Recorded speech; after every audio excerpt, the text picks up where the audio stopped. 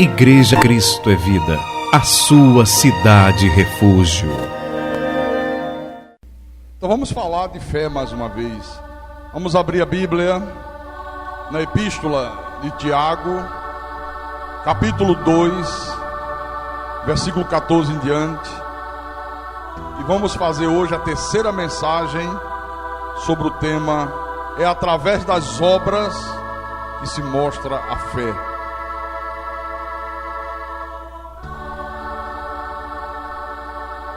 Todos acharam? Tiago, capítulo 2, versículo 14 em diante. E ele diz assim: meus irmãos, qual é o proveito se alguém disser que tem fé, mas não tiver obras? Pode acaso semelhante fé salvá-lo? Se um irmão ou uma irmã estiverem carecidos de roupa e necessitados do alimento cotidiano, e qualquer dentre vós lhes disser: ide em paz, aquecei-vos e fartai-vos, sem contudo lhes dar o necessário para o corpo, qual é o proveito disso? Assim também a fé, se não tiver obras, por si só está morta. Mas alguém dirá: tu tens fé e eu tenho obras.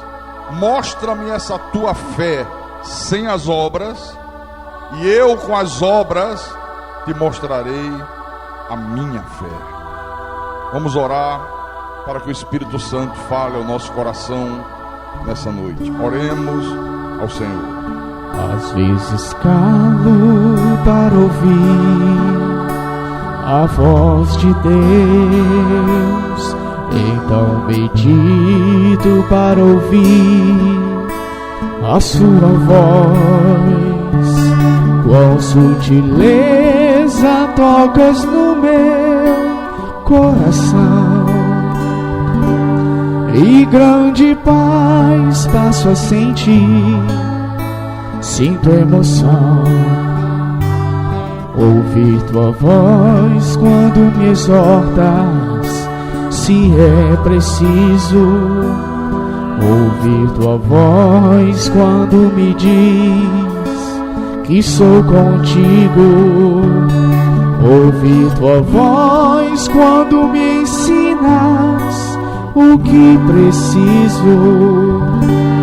Me faz sentir cada vez mais que sou teu filho. E nós queremos agora, meu Deus, ouvir a tua voz. E nós sabemos que só pode ouvir a tua voz aqueles que são ovelhas do teu rebanho, aqueles que o Senhor predestinou em amor para a salvação. Que não é ovelha, a palavra é apenas um som, como tantos outros sons que ele ouve pela vida fora. Mas para aqueles que foram criados à tua imagem, à tua semelhança antes da fundação do mundo, para aqueles cujos nomes estão escritos no livro da vida desde antes da fundação do mundo, para esses é inconfundível a voz do Pai. Quando o Senhor fala, eles ouvem, eles identificam que é a tua voz que está falando. E a tua voz traz descanso para a alma, a tua voz fortalece, a tua voz levanta o caído, a tua voz dá rumo e direção para aquele que se encontra perdido, a tua voz cura o doente, liberta o oprimido, a tua voz faz com que nós tenhamos vida outra vez. Então fala com a tua igreja nessa noite, fala com os teus pequeninos. O Senhor é o bom pastor e nós somos as tuas ovelhas. Estamos aqui ansiosos para ouvir o Senhor falar conosco, nos dar direção, nos mostrar o rumo da vida, nos dar alento, nos dar força, coragem, para que possamos continuar trilhando o nosso caminho, vencendo todas as lutas, todas as barreiras que aparecem, derrubando todas as muralhas que são erguidas para impedir a nossa caminhada. Então fala-nos nessa noite, Jesus. Fala ao teu povo, fala às ovelhas do teu pastoreio. Usa-me como teu servo, como teu pastor. Fala através de mim, meu Deus. Que a minha boca seja a tua boca, os meus olhos, os teus olhos, os meus ouvidos, os teus ouvidos. Que a minha voz seja a tua voz. E que tudo isso seja para a tua honra, para a tua glória e para o teu louvor. Eu te peço em nome de Jesus, em nome do Senhor. E que todos que creem digam amém e amém. Diga graças a Deus. Meus irmãos amados, minhas irmãs em Cristo, Tiago diz que a fé sem obras é morta. A fé sem atitudes não tem nenhum valor para Deus. E quando Paulo escreveu a sua epístola aos Hebreus, no capítulo 11 de Hebreus, versículo 6, Paulo disse assim: de fato, sem fé é impossível agradar a Deus. Quer dizer que nada agrada mais a Deus do que ver um filho seu vivendo pela fé, um filho seu agindo, um filho seu tomando atitudes, enfrentando as lutas do dia a dia da vida, mostrando através da sua maneira de agir, mostrando através das suas atitudes que ele realmente confia em Deus. Por isso que ele, sem fé, é impossível agradar a Deus.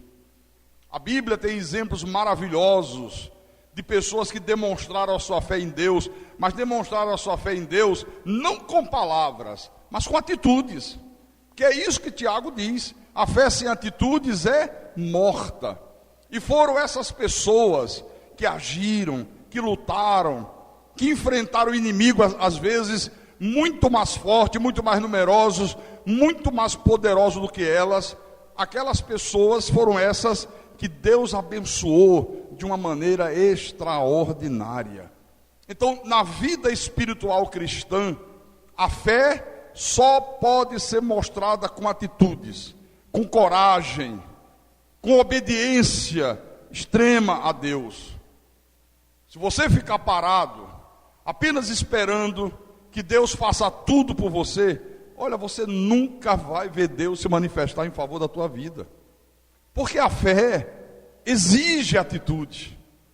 A fé cristã, ela exige coragem, ela exige obediência, ela exige que você arrisque muitas das vezes a tua própria vida, pela confiança que você tem em Deus. Infelizmente, nós temos vivido um tempo onde se fala muito de fé. Nunca se falou tanto de fé como nos dias de hoje. Mas por outro lado, nunca se viu tanta incredulidade como nos dias de agora. Porque aqueles que pensam ter fé e que dizem ter fé, na verdade, pelas suas atitudes, eles demonstram a mais perversa incredulidade. Por exemplo, a pessoa diz assim: não, eu creio em Deus, eu acredito que a Bíblia é a verdade. Aí essa mesma pessoa que diz que crê em Deus, que acredita que a Bíblia é a verdade, na hora que enfrenta um problema, ela acredita quando alguém diz para ela que aquele problema é o diabo que está fazendo. Ele diz: você tem que fazer uma corrente de libertação. Que diabo de fé é essa?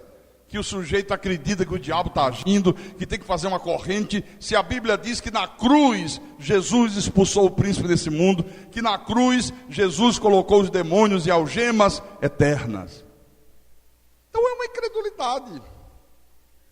A pessoa diz que crê em Deus, acredita em Deus, aí diz assim: mas eu tenho que buscar o Espírito Santo. Buscar o Espírito Santo. A Bíblia diz que no momento que você ouve a palavra da verdade, Efésios 1,13, o evangelho da vossa salvação, tendo nele crido, foste selado com o Santo Espírito da promessa. Não pode uma pessoa ser crente em Jesus, não pode uma pessoa ser de Deus, nascida do Espírito, se o Espírito de Deus não estiver nela. Mas você vê que o falso ensinamento faz com que a pessoa tome uma atitude que, ao invés de demonstrar fé, demonstra incredulidade. Eu quero mostrar para você um exemplo, que está lá no livro de Lucas. Abra a tua Bíblia, por favor. Lucas capítulo 18, versículo 35 em diante. Para a gente entender como é que se mostra a fé, né? Porque não se mostra a fé acendendo vela para anjo, para santo. Não se mostra a fé fazendo promessa. Não se mostra a fé fazendo jejum. Não se mostra a fé fazendo corrente de libertação. Não, pelo contrário. Quando se faz essas coisas, se mostra a antifé, a fé morta. Então vamos lá. Encontraram? Lucas capítulo 18, versículo 35 e diante. Acompanhe a leitura, por favor. Aconteceu que, ao aproximar-se ele de Jericó, estava um cego assentado à beira do caminho, pedindo esmolas. E ouvindo o tropel da multidão que passava, perguntou o que era aquilo. E anunciaram-lhe que passava Jesus o Nazareno. Então ele clamou: Jesus, filho de Davi, tem compaixão de mim. E os que iam na frente o repreendiam para que se calasse. Ele, porém, cada vez gritava mais: Filho de Davi, tem misericórdia de mim. Então Jesus parou, mandou que lhe trouxessem. E tendo ele chegado, perguntou-lhes: que queres que eu te faça? E o cego respondeu: Senhor, que eu torne a ver. Então Jesus lhe disse: recupera a tua vista, a tua fé te salvou. Imediatamente tornou a ver e seguia-o glorificando a Deus. Também todo o povo, vendo isto, dava louvores a Deus. Olha só, Tiago diz aqui que a verdadeira fé sempre vem acompanhada de quê? De uma atitude. Diga, de uma atitude. O cego já tinha ouvido falar de Jesus, porque naquela época a Bíblia diz, a fama de Jesus se espalhava por todas as cidades de Israel. Ele já tinha ouvido falar e ele já tinha crido que Jesus era o Messias prometido, porque essa expressão aqui, Jesus, filho de Davi, é uma expressão messiânica, que só se usava para o Messias. Jesus, filho de Davi, tem compaixão de mim. Então, o cego agiu e ele clamou pela misericórdia de Deus. Jesus, filho de Davi, tem compaixão de mim, tem misericórdia de mim. Aquele barulho de gente, uma multidão andando. Ele, o que está acontecendo? Cego, né? Pedindo esmola na beira da estrada. Que é isso? Que tanta gente andando aí? Ah, é Jesus de Nazaré que está passando. Ele não pensou duas vezes, meu irmão. Abriu a boca e clamou pelo socorro divino, está aqui. Clamou: Jesus, filho de Davi, tem compaixão de mim, tem compaixão de mim. E o que aconteceu? Aquela multidão que seguia Jesus, e que na sua grande maioria era uma multidão interesseira, era uma multidão ávida de ver os milagres, porque não era uma multidão de discípulos. Quando ouviram o clamor do cego, porque o normal seria ajudar o cego, né? Olha, ajuda o homem é cego, vamos lá, deixa eu te levar até o homem, vamos lá, pega o ceguinho, traz ele até Jesus. Não, a multidão começou a clamar, começou a gritar, começou a repreender o cego para que ele se calasse. Cala a tua boca, não grita, está incomodando a gente, está parecendo um louco, rapaz, fica na tua, cego, para de gritar. Você já imaginou isso? Você num momento de dificuldade, você começa a clamar a Deus, e a multidão começa a mandar você calar a boca, começa a mandar você ficar calado. Mas a verdadeira fé, ela nunca desiste diante dos obstáculos. A multidão para esse cego aqui era, na verdade, um grande obstáculo. Imagina, já era cego. Já não sabia se Jesus estava à direita, se estava à esquerda, se estava perto, se estava longe, se já estava distante, não sabia de nada. E ainda encontra uma multidão mandando ele calar a boca. Se esse homem não tivesse uma fé verdadeira, ele ficaria calado e ele diria: bom, Deus está vendo que eu fiz a minha parte. Já viu gente que fala isso? Nem começa a fazer nada, no primeiro obstáculo já para. Não, Deus está vendo que eu tentei. Deus está vendo que eu bem que quis. Mas o que é que eu posso fazer? Olha aí. Agora eu vou esperar em Deus. Esperar em Deus nada. Ele disse: não. O que é que o texto diz aqui? Cadê? Ele, porém, versículo 39, cada vez gritava mais. Quanto mais a multidão oprimia, quanto mais a multidão dizia: cala-te, mais ele gritava, cada vez gritava mais. E o que eu acho interessante é que Jesus continuou o seu caminho, como não estivesse nem aí. Claro, Jesus, como Deus Todo-Poderoso, sabia que o homem estava gritando. Não precisava nem ouvir, ele sabe de tudo.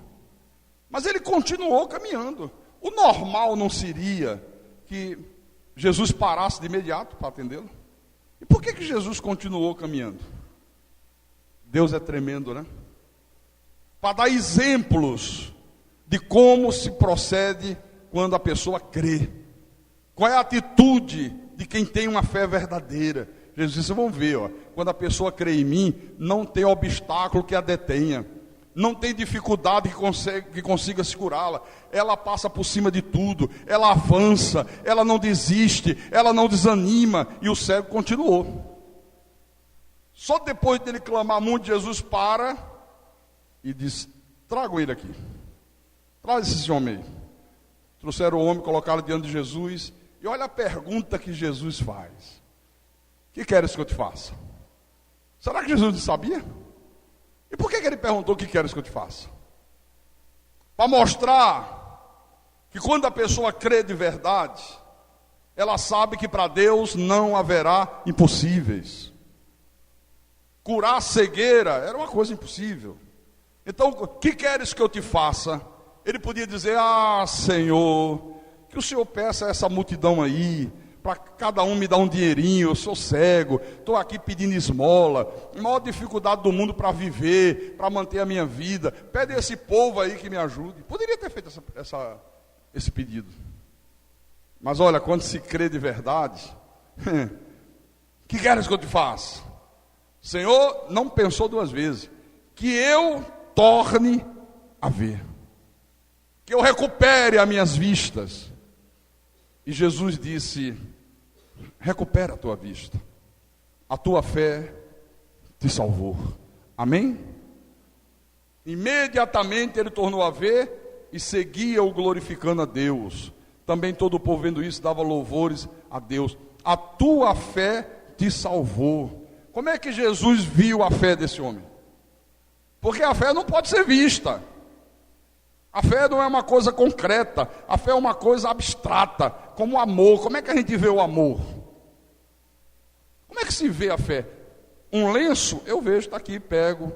A Bíblia está aqui, eu pego. Mas e a fé? Como é que eu vejo? A fé só pode ser vista, irmão, através de atitudes. Jesus disse: olha, para fazer o que esse cara fez, só crendo realmente em mim.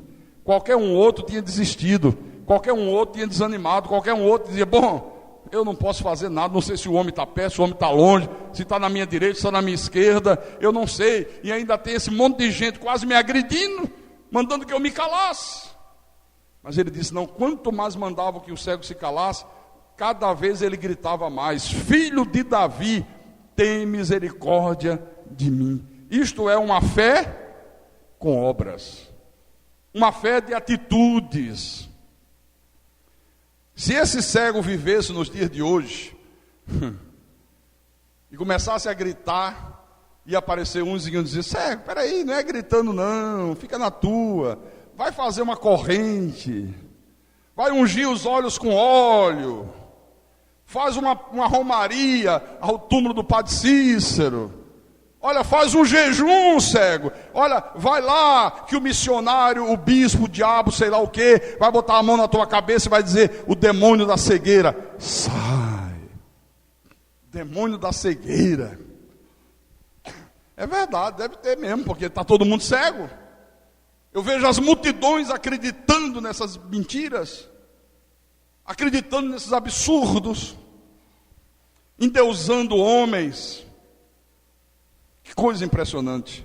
Agora, vamos ver o contrário disso aqui. Volte um pouco atrás.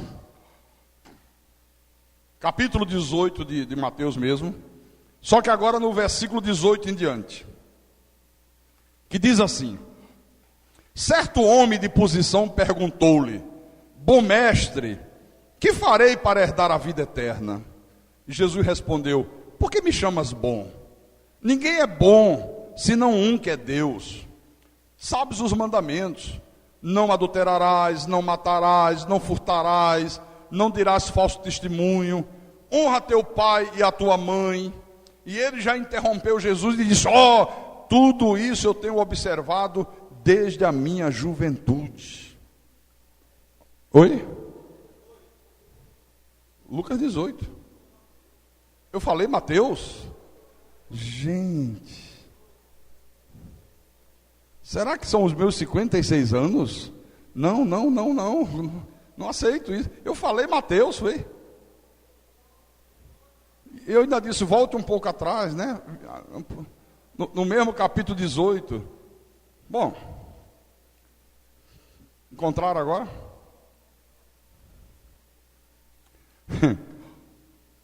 Tudo isso tenho observado desde a minha juventude.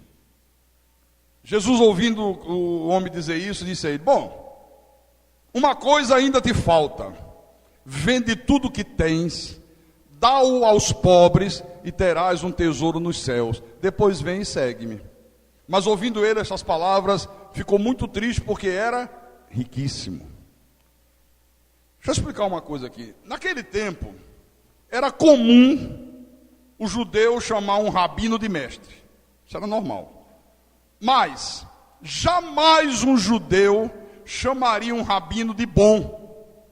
Porque esse adjetivo bom, os judeus só usavam em relação a Deus.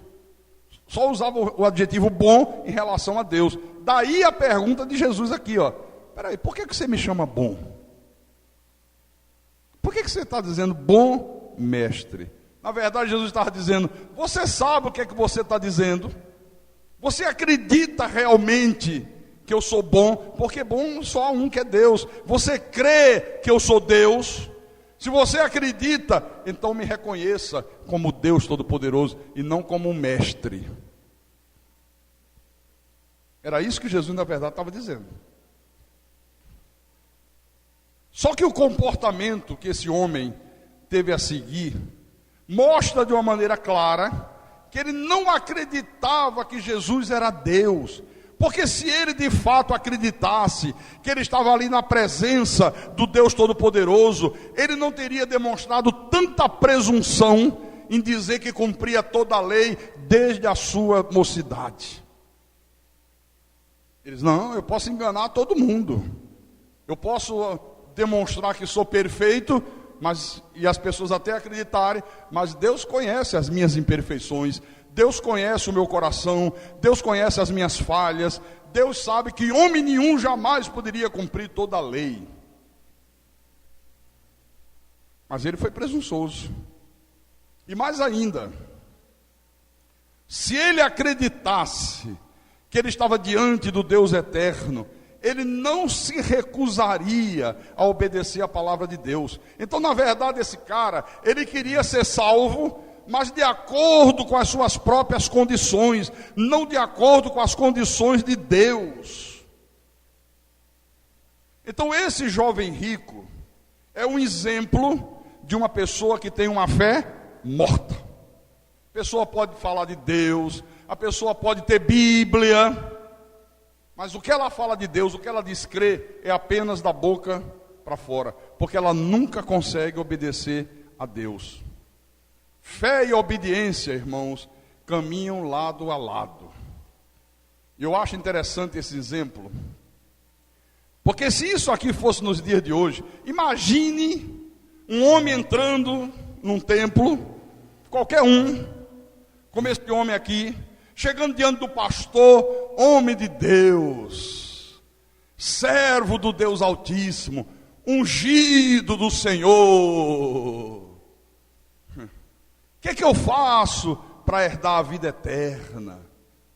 Olha, o pastor ia ficar todo vaidoso, né? Todo mundo ouvindo, ó? O cara reconhecendo que é servo de Deus, ungido do Senhor. O que eu faço? O que eu faço? O pastor ia dizer, simples, aceite Jesus. Você quer aceitar Jesus na tua vida? Você quer ser salvo mesmo? Quero. Você quer vida eterna? Quero.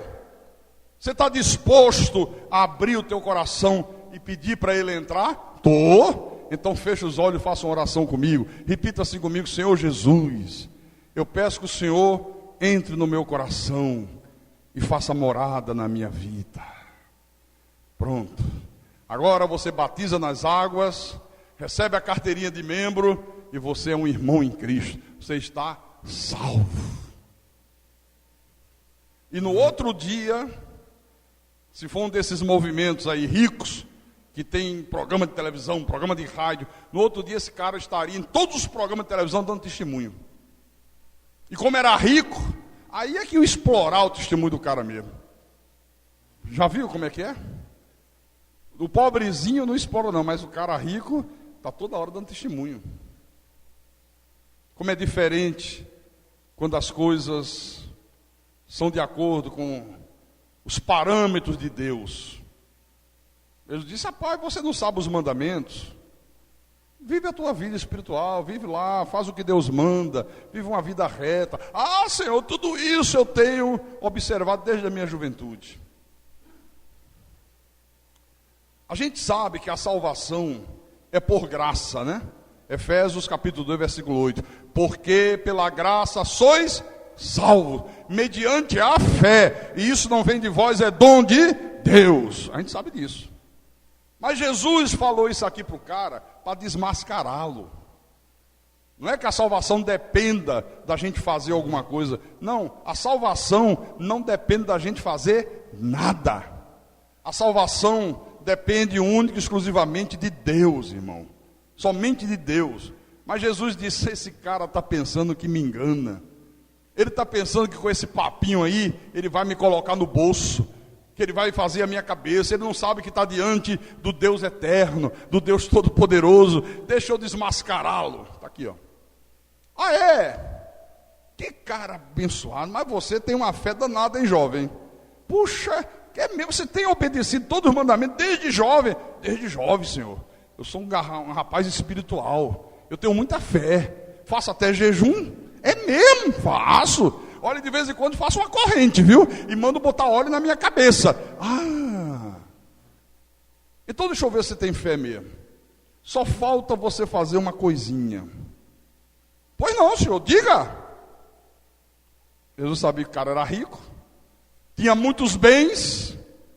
Olha, vai, vende tudo que você tem, distribui com os pobres, e você terá um tesouro nos céus. Você não acredita nas coisas espirituais? Depois que você fizer isso, vem e segue-me. Mas ele, ouvindo essas palavras, ficou muito triste, porque era riquíssimo. Ficou profundamente triste. Você está vendo? Ele tinha uma fé o quê? Morta. Cadê a atitude? Se tivesse uma fé genuína, perfeitamente, Senhor. É para vender tudo? Agora mesmo, já vou vender. E volto correndo para te seguir. Eu quero um tesouro nos céus. Eu não quero tesouro aqui na terra, onde a traça e a ferrugem corrói, onde o ladrão escava e rouba. Eu não quero tesouro de bens materiais. Eu quero tesouro de bens espirituais. Será que esse jovem aqui não lembra a maioria do povo que se diz de Deus no dia de hoje? Todo mundo correndo atrás de riqueza, todo mundo correndo atrás de bens materiais. Você não vê as pessoas correndo em busca do verdadeiro tesouro, que são os tesouros espirituais, o conhecimento da palavra, o conhecimento da verdade. Como é que essas seitas diabólicas que existem aí atraem as multidões? Como é que é? Despertando nas pessoas um espírito de avareza. Não, você tem que comer a melhor comida, você tem que vestir a melhor roupa, você tem que ter o melhor automóvel, e as pessoas ficam obcecadas por essas coisas. Por isso, quando você fala de coisas espirituais, eles odeiam, eles ficam enlouquecidos, eles não querem nem saber. Está aqui o exemplo. Então, fé e obediência caminham lado a lado. Tem um exemplo que está lá no Velho Testamento, em 1 de Reis, capítulo 17, que Deus permitiu que eu trouxesse para a igreja essa noite, que também é maravilhoso. Abra a tua Bíblia lá em 1 de Reis, capítulo 17, versículo 8 em diante. Havia uma grande seca na terra. Deus usou o profeta Elias para orar e fazer com que a chuva não caísse durante 3 anos, né? E Deus mandou que o profeta fosse para Sarepta, que lá Deus iria usar uma mulher para acudi-lo, para mantê-lo. Então lhe veio a palavra do Senhor dizendo: dispõe-te, age, vai a Sarepta, que pertence a Sidom, e demora-te ali, onde ordenei a uma mulher viúva que te dê comida. Então ele se levantou e se foi a Sarepta. Chegando à porta da cidade, estava ali uma mulher viúva apanhando lenha. Ele a chamou e lhe disse: mulher, por favor, eu te peço, traga para mim uma vasilha de água para eu beber. Olha, você pedir água a uma pessoa na seca, água é mais valioso do que dinheiro. Água vale mais do que ouro, porque a água é que vai mantê-la viva. Sem água morre, e rápido. O ser humano não consegue sobreviver muito tempo sem água. E se há seca, você pedir água. Primeira coisa que ele pediu. Indo ela buscá-la, ela foi buscar água. Aí o profeta ainda a chama e diz: espera aí, vem cá. Não é só água não. Traz também um pedaço, traz também um bocado de pão na tua mão. Eu também quero pão. Porém ela respondeu: tão certo como vive o Senhor teu Deus, nada tenho cozido. Não tem comida nenhuma pronta na minha casa. Lá só tem um punhado de farinha numa panela, um pouquinho de azeite que sobrou numa botija. E vês aqui, olha, eu apanhei 2 cavacos e vou preparar esse resto de comida para mim e para o meu filho. Comê-lo-emos e morreremos. Irmãos, é muito interessante isso aqui. Porque ele era o profeta de Deus, um dos maiores profetas daquele tempo. Ele encontra essa mulher, uma viúva pobre, vivendo numa seca mortal, apanhando os cavacos para preparar um bolo pequeno para ela, para o filho, iam comer e morrer porque não tinha mais comida. Só restava esperar a morte. E quando ele pediu água, ela foi buscar um pouco d'água. Quando ele pediu comida, ele disse: olha, tão certo como vive o Senhor teu Deus, eu não tenho nada na minha casa. A única coisa que tem lá, um punhadinho de farinha, um pouquinho de azeite. Eu vou preparar um bolo para mim e meu filho, vamos comer e vamos morrer, porque não tem mais nada. Mas o que acho espetacular é que diante de uma situação tão precária, diante de uma situação de uma extrema pobreza, a reação do profeta diante do que essa mulher falou é simplesmente surpreendente. Todo mundo esperava o quê? Que o profeta dissesse: não, tudo bem, senhora. A Desculpa, eu não sabia que a situação da senhora estava nesse ponto. Olha, não faça não. Como a senhora e seu filho, eu vou até fazer o seguinte: eu vou ver se eu encontro alguém que tem alguma coisa e eu vou pedir e trazer para a senhora. Não seria o normal? Ou não? Seria o natural, mas é simplesmente surpreendente como é que o profeta reage diante das palavras dessa mulher. Leia o versículo 13. Elias lhe disse: não temas, não tenha medo, vai e faze o que disseste. Vai lá, vai fazer o bolo que você disse que ia fazer, mas primeiro faze dele para mim um bolo pequeno e traze-mo aqui fora. Depois farás para ti mesma e para teu filho, porque assim diz o Senhor, Deus de Israel: a farinha da tua panela não se acabará, e o azeite da tua botija não faltará, até ao dia em que o Senhor fizer chover sobre a terra. Olha, é surpreendente isso. Mulher, não tenha medo, vai, faz o que você disse que ia fazer, mas primeiro faz para mim, desse restinho de farinha que tem, desse restinho de azeite, um bolo pequeno. Primeiro vai fazer para mim, e mais do que isso, traga aqui fora. Nem entrou. Traz aqui fora, porque assim diz o Senhor, o Deus de Israel: a farinha da tua panela não se acabará, o azeite da tua botija não secará, até o dia que o Senhor fizer chover sobre a terra. Quer dizer, o profeta pede que primeiro o alimento seja dado a ele, está aqui escrito. E ele disse: se você tiver a coragem de fazer isso, se você acredita no Deus de Israel, olha, Deus vai fazer um milagre que vai reverter essa tua pobreza extrema.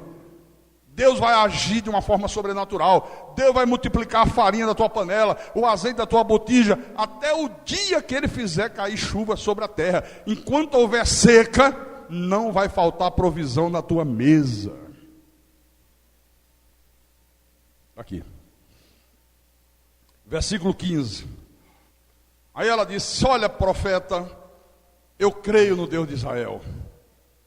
A minha fé no teu Deus é tremenda, mas você não leva mal não dá para fazer isso.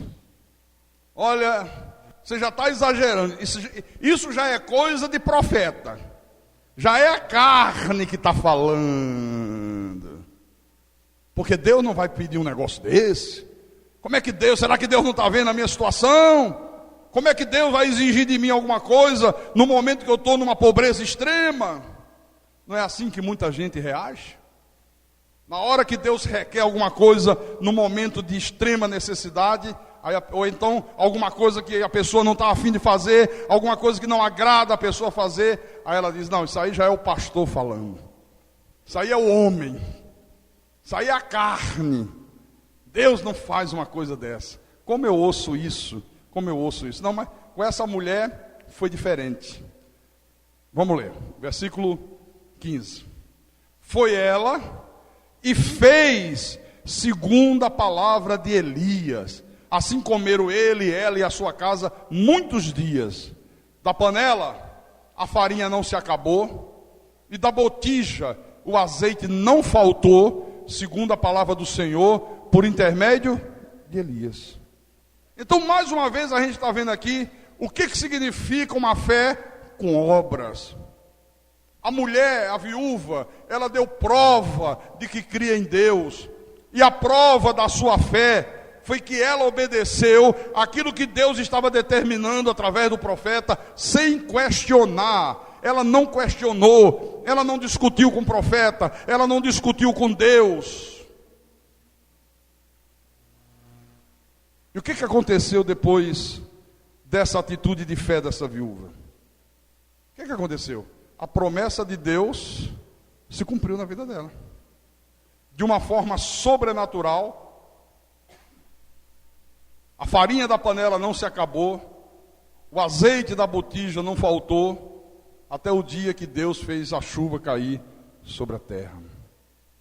Porque a pessoa, irmãos, que tem uma fé morta, que tem uma fé só de palavra, só da boca para fora, ela só pensa nela mesma, ela não pensa em ninguém mais. É ela em primeiro lugar, em segundo lugar é ela, em terceiro lugar é ela. Para uma pessoa que tem uma fé morta, fazer sacrifícios não é uma coisa natural, não é uma coisa que lhe agrada. Pode observar isso aí. Por isso, que essa vontade de sacrificar para Deus é a marca do verdadeiro cristão. E é por isso que Deus, Ele nos ensina essa verdade com exemplos tão extremos como esse aqui, para que não haja desculpa. Para não ter desculpa. Por quê? Se Deus espera que até a mais pobre viúva faça um sacrifício, dê o pouco que tem, como é que ficam as pessoas que não fazem sacrifício nenhum e às vezes até são contra sacrifício? Não, eu não posso. Será que nós temos aqui no nosso meio alguém na situação de extrema pobreza como essa viúva aqui? Duvido. Não temos. Eu tenho certeza que não tem aqui ninguém assim. Mas quantos de vocês não fazem o mínimo de sacrifício em favor da obra de Deus? Quantos de vocês dizem: eu não posso, eu não tenho condições? Por isso que Deus usa exemplos tão extremos como esse aqui, para não haver desculpas. Para não haver desculpas. Então a lição que o Espírito Santo está nos ensinando aqui é que, por maior que seja a crise, por maior que sejam as dívidas que nós tenhamos, nós sempre temos algo para oferecer a Deus. Então a viúva de Sarepta, ela teve uma atitude de fé, como nós já vimos hoje de manhã, a atitude de fé que teve Abraão. Sai da tua terra, sai da tua parentela, sai da casa do teu pai, vai para uma terra que eu te mostrarei. Depois pediu o filho, atitude de fé. Os cristãos de Bereia também tiveram atitude de fé. Abra em 2 Coríntios, 2 Coríntios capítulo 8, versículo 1 em diante. Ok? O apóstolo Paulo diz assim: também, irmãos, vos fazemos conhecer a graça de Deus concedida às igrejas da Macedônia, porque no meio de muita prova de tribulação, manifestaram abundância de alegria, e a profunda pobreza deles superabundou em grande riqueza da sua generosidade. Porque eles, testemunho eu, na medida de suas posses, e mesmo acima delas, se mostraram voluntários, pedindo-nos com muitos rogos a graça de participarem da assistência aos santos. E não somente fizeram como nós esperávamos, mas também deram-se a si mesmo, primeiro ao Senhor e depois a nós, pela vontade de Deus. Aqui Paulo está mostrando aos irmãos de Coríntios a graça de Deus que foi concedida às igrejas da Macedônia. Ora, no primeiro momento, todo mundo espera o quê? Que Paulo fale sobre a salvação, que pela graça nós somos salvos, mediante a fé. Olha, se ele vai falar sobre a graça de Deus concedida às igrejas da Macedônia, sem dúvida que ele vai falar da salvação eterna, da vida eterna que Deus concedeu a esses irmãos aqui. Mas aqui é interessante, Paulo aborda outro aspecto da graça de Deus na vida do seu povo, na vida do seu eleito. Paulo começa a falar de contribuição financeira. Ele estava passando pelas igrejas, levantando um ofertório especial para ajudar a igreja de Jerusalém, que estava em grande pobreza. A pergunta é: o que a graça de Deus derramada sobre a vida de uma pessoa tem a ver com ofertar? Tem tudo a ver. Olha, o Espírito Santo está mostrando aqui que ofertar a Deus é consequência da ação da graça de Deus na minha vida, na tua vida também. Porque, irmãos, nenhum de nós aqui tem o poder ou a capacidade de ofertar a Deus, a não ser que Deus manifeste a sua graça em nossas vidas e nos capacite a fazer isso através do poder dele. Ninguém pode fazer se a graça de Deus não se manifestar na sua vida primeiro.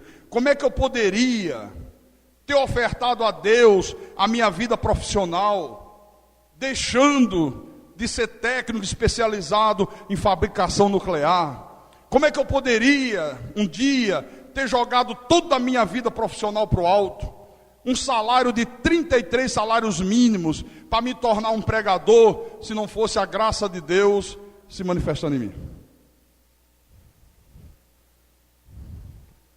Como é que eu poderia, todos os meses, e já se fazem 11 anos, ofertar a Deus 15 dias da minha convivência com a minha família, da minha convivência com os meus filhos, da minha convivência com a minha esposa, do descanso da minha casa, do conforto do meu lar, para vir aqui cuidar de vocês, pastorear vocês, se não fosse a graça de Deus me capacitando a fazer isso? Eu já teria desistido há muito tempo. Eu jamais trabalharia numa empresa onde eu fosse obrigado todo mês a ficar 15 dias longe de casa. Eu não faria isso, nunca fiz. Por que eu faço isso? Você pensa que é porque eu sou bonzinho? Você pensa que é porque eu sou super-homem? Não, esqueça isso. Quem me capacita a fazer isso é a graça de Deus. Então entenda isso. Ofertar não é uma coisa que a pessoa faça por sua conta própria, pelas suas próprias forças. Não.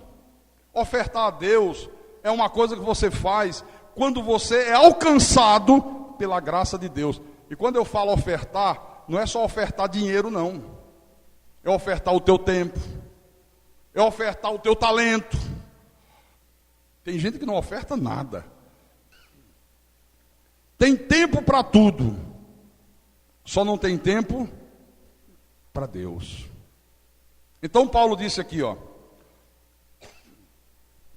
no meio de muita prova de tribulação, manifestaram abundância de alegria. Olha, quando a pessoa é alcançada pela graça de Deus, nem as maiores tribulações conseguem tirar da pessoa a alegria de servir a Deus, a alegria de ofertar ao Deus eterno, ao Deus poderoso. Não importa se ela ganha um salário pequeno, não importa se ela tem que reformar a casa, não importa se ela está numa situação de doença, gastando dinheiro com remédio, gastando dinheiro com médico, não importa se bateu o carro e teve um prejuízo grande, nada disso rouba a alegria de ofertar a Deus. Nada, absolutamente nada. Quando a pessoa já foi alcançada pela graça de Deus, o coração dela está sempre disposto a contribuir. E ela faz isso com alegria, que é o que Paulo está dizendo aqui. Agora, se a pessoa não foi alcançada pela graça de Deus, é muito difícil. Eu diria até quase que impossível. Quase que impossível. Na sequência, o apóstolo diz assim: a profunda pobreza deles superabundou em grande riqueza da sua generosidade. Você vê? Mesmo numa profunda pobreza, eles contribuíram como se fossem pessoas ricas. Pediram a Paulo com muitos rogos a graça de participar do ofertório aos santos de Jerusalém, a igreja de Jerusalém. Suplicaram. Imagine isso aí. Não, eu quero. Não, eu quero contribuir, o apóstolo. Eu quero mandar ajuda para os nossos irmãos de Jerusalém, que estão lá em grande miséria, que estão lá passando sufoco, que estão lá numa situação desesperadora no meio judeu. Eu quero participar dessa graça. Isso é uma coisa boa, isso é uma coisa maravilhosa. Eu não posso deixar de fazê-lo.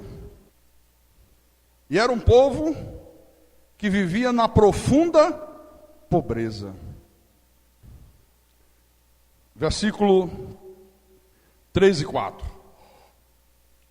Vamos ler outra vez. Porque eles, diz o apóstolo Paulo, eu sou testemunha, ele diz,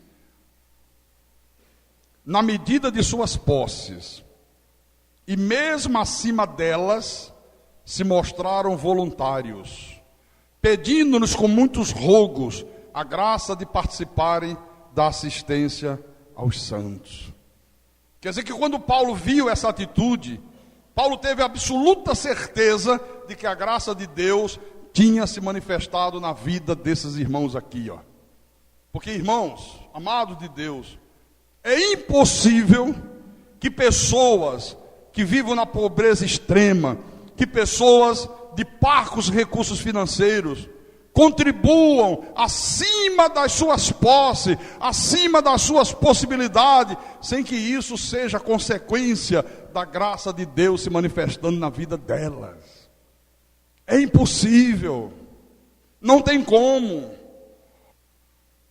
Pastor, mas eu vejo gente aí fora que faz isso. Não faz como resultado da graça, não. Faz por interesse. O sujeito diz assim: você está com câncer? Tô. Se você sacrificar para Deus, Deus vai curar o teu câncer. Você sabe o que é que uma pessoa com câncer é capaz de fazer diante de uma promessa de cura? Ela dá até a roupa do corpo. Por isso que eles tomam tudo. A esposa, que o marido arranjou uma amante, está querendo sair de casa ou já saiu, aí o sujeito diz: fica tranquila. Você crê em Deus? Creio. Então você vai sacrificar para Deus. Você vai trazer R$1.000. Deus vai trazer o teu marido de volta. Você sabe o que é uma mulher abandonada pelo marido, que vê um amante roubar o seu marido, é capaz de fazer para ter o seu marido de volta, para não ver a sua família destruída, o seu casamento esboroado? E o que é mais grave? Esses indivíduos manipulam a fé das pessoas, roubam aquilo que elas possuem, e não em favor da obra, em favor deles mesmos. O povo sempre vivendo uma vidinha miserável. Agora pega meia dúzia de pessoas, olha, para prosperar na vida, para comprar carro do ano, não precisa estar dentro de uma igreja não, Deus não é isso não. É por isso que às vezes eu digo, meu Deus, o que estão fazendo com o teu povo? As pessoas, Jesus me deu esse carro. Eu já contei aqui. Eu peguei um táxi no aeroporto e comecei a conversar com o rapaz, sem ele saber que eu era pastor.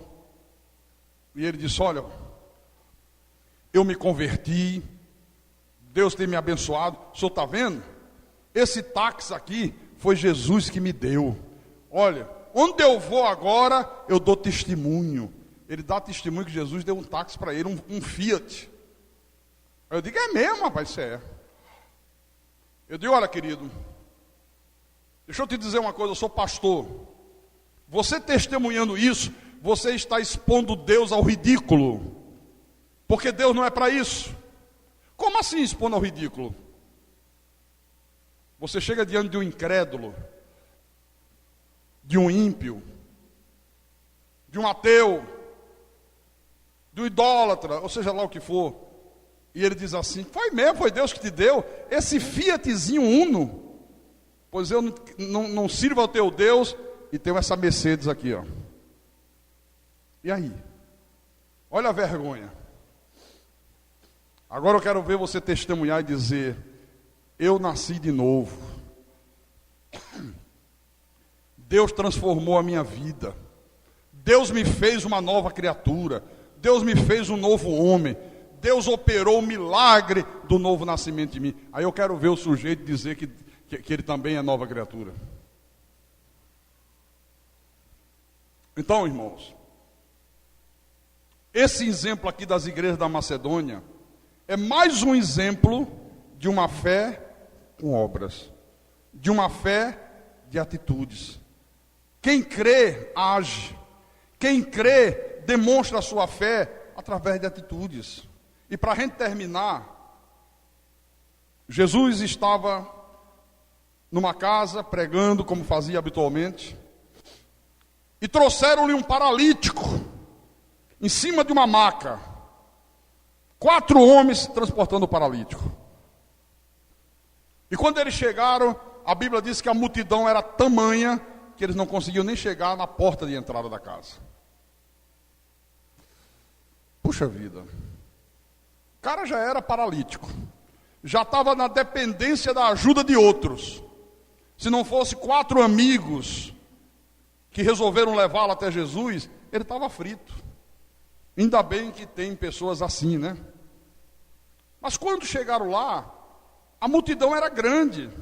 Não conseguiram chegar nem próximo da porta de entrada. Quer dizer que aquele homem, ele tinha todos os motivos do mundo para voltar para casa. Não, me leva de volta. A minha parte eu fiz, muito obrigado. Vocês me trouxeram, eu dependi de vocês. Vocês estão vendo, né? Eu fiz a minha parte, eu vim até aqui. Mas o que é que eu posso fazer? Se a multidão que está aí, que tem as mãos perfeitas, os braços perfeitos, as pernas perfeitas, se eles mesmos não estão conseguindo nem entrar na casa, e eu que dependo de vocês? Então eu vou voltar. É porque Deus não vai fazer nada. Se Deus quisesse fazer, Deus fazia. Não tem gente que diz logo isso? Não, se Deus quisesse fazer, Deus fazia. Já que apareceu um problema, já que apareceu uma dificuldade, já que apareceu um obstáculo, então é porque Deus não quer. Senão Deus faria. E se esse homem usasse esses argumentos e voltasse para casa, eu creio que ninguém ia censurá-lo.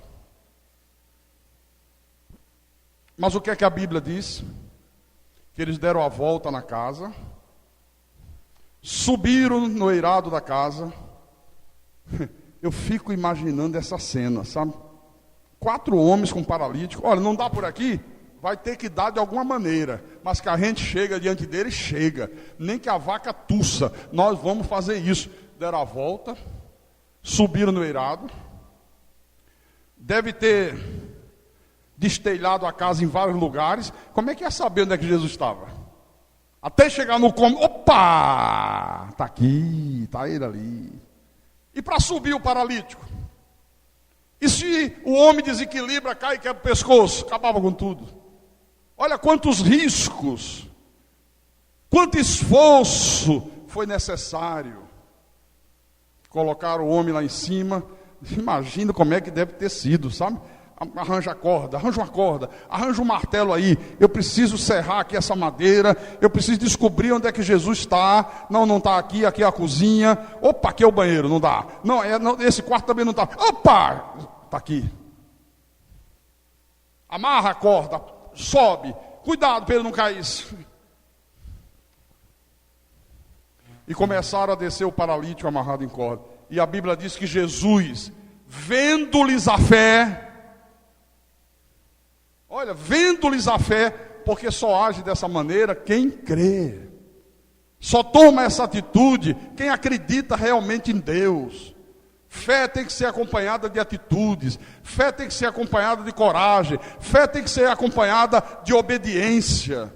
Se não há atitude, se não há coragem, se não há obediência, Tiago diz, a fé é morta. Completamente morta. Não tem nenhum valor. E eu pergunto, como é que você tem vivido a tua fé?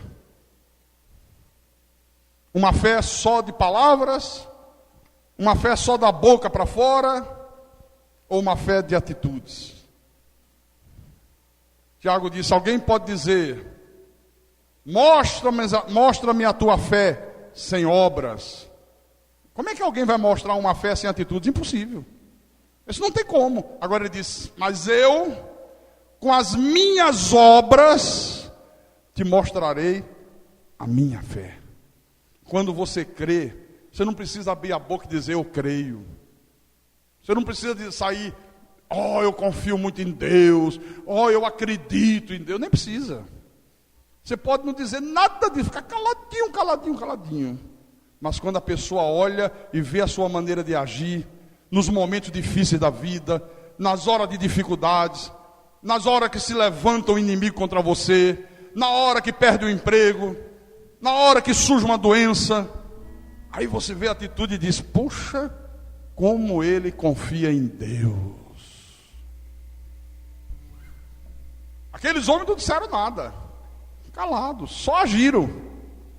Jesus, vendo-lhes a fé, Jesus viu a fé. Jesus diz: só faz isso aí quem realmente crê em mim. Só toma uma atitude dessa quem acredita realmente em mim, que eu sou Deus, que eu posso todas as coisas. E o resultado foi a cura do paralítico. Irmãos, Deus, Ele é o mesmo ontem, hoje e o será eternamente. Se você confiar em Deus dessa forma aqui, se você tomar atitude de fé, olha, Deus se manifestará na tua vida em nome de Jesus Cristo. Deus fará coisas grandes na tua vida. Quando eu falo coisas grandes, olha, por favor, não pense casa, automóvel, coisa grande, eu quero uma BMW. Não, Deus não é isso. Deus não é isso, viu? Deus não é isso. Se Deus quiser que você tenha uma BMW, você vai ter. Não precisa vir na igreja pedir, não precisa barganhar com Deus, não precisa dizer: Senhor, eu vou te dar esse dinheiro, mas eu quero isso, viu? Não precisa. As bênçãos de Deus não estão à venda. Tem gente que acha que pode comprar Deus. Por isso que diz assim: você vai dar uma oferta, junto coloque o pedido para Deus. Olha a malandragem. Para fazer a pessoa acreditar, já que ela está dando uma oferta, ela tem o direito de colocar lá o que ela quer em troca da oferta. Isso é grave ofensa para Deus, porque as bênçãos de Deus não estão à venda. Tudo que nós necessitamos para a nossa vida, Paulo diz que Deus nos concede graciosamente. Não é em troca de dinheiro, não é em troca de jejum, não é em troca de ficar não sei quantas horas orando de joelho no chão. Não. As coisas da vida Deus concede. Deus vai te dar comida de qualquer jeito. A maioria da população no mundo não passa nem na porta da igreja e não come. Que é a graça comum de Deus. Jesus disse: olha, Deus, Ele faz nascer o seu sol sobre justos e injustos. Ele faz vir a sua chuva sobre os bons e sobre os maus também. Deus é outra coisa. O maior milagre que Deus opera na vida do homem é o milagre do novo nascimento. É fazer de você um novo homem, uma nova criatura. É colocar dentro de você o Espírito dele. É iluminar os teus olhos para que você enxergue a verdade. É abrir o teu coração para te dar entendimento da palavra. Esse é o maior milagre, o maior tesouro que Deus pode conceder a nossas vidas. Amém, irmãos? E quem tem ouvidos, que ouça o que o Espírito falou com a igreja nessa noite. Em nome de Jesus Cristo e para a glória do Deus onipotente, onisciente e onipresente. Louvado seja o nome de Jesus Cristo. Aleluia. Aleluia, aleluia. Vamos ficar de pé, feche os teus olhos.